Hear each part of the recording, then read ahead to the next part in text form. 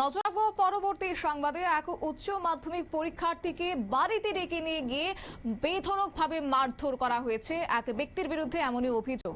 তবে পরবর্তীতে তাকে চিকিৎসার জন্য নিয়ে আসা হয়েছে শান্তিপুর হাসপাতালে। তবে সূত্রের খবর এও বলছে যে শান্তিপুর থানার সূত্রাগড় এলাকার বাসিন্দা এক উচ্চ মাধ্যমিক পরীক্ষার্থীকে রবিবার সন্ধ্যায় ফোন করে ঘোড়ালিয়ায় তার বাড়িতে ডেকে নিয়ে যায় তার এক বান্ধবী। অভিযোগ, বাড়িতে গেলে বান্ধবীর বাবা লোহার রড দিয়ে সেই ছাত্রকে মারধর করেছে। অভিযোগ, ঘটনায় মাথা ফেটে আহত হয়েছে এই উচ্চ মাধ্যমিক পরীক্ষার্থী।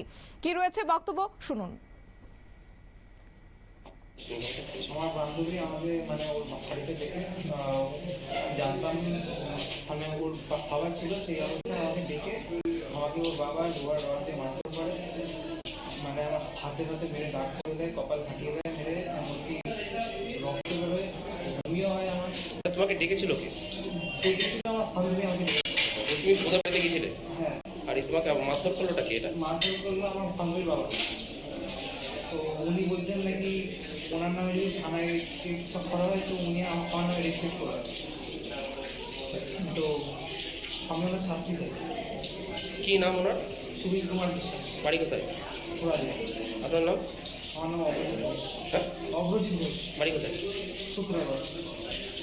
কি করছেন আপনি? হ্যাঁ, কি করছেন, কি করেন আর কি?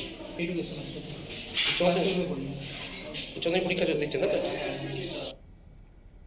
আপনারা শুনলেন। এবং আহত ছাত্রকে পরবর্তীতে স্থানীয়রা শান্তিপুর হাসপাতাল নিয়ে আনে চিকিৎসার জন্য। এবং আক্রান্ত ছাত্রের অভিযোগ যে পুলিশকে অভিযোগ জানালে তাকে আবারও মারধর করার হুমকি দিয়েছে ওই ব্যক্তি। এবং রবিবার এই প্রসঙ্গেই আনুমানিক রাত 9টা নাগাদই কার্যত আক্রান্ত ছাত্র তিনি সংবাদ মাধ্যমের সামনে জানিয়েছেন গোটা বিষয় নিয়ে। নিচে ছোট্ট একটি বিজ্ঞাপন বিরতির সঙ্গে থাকুন।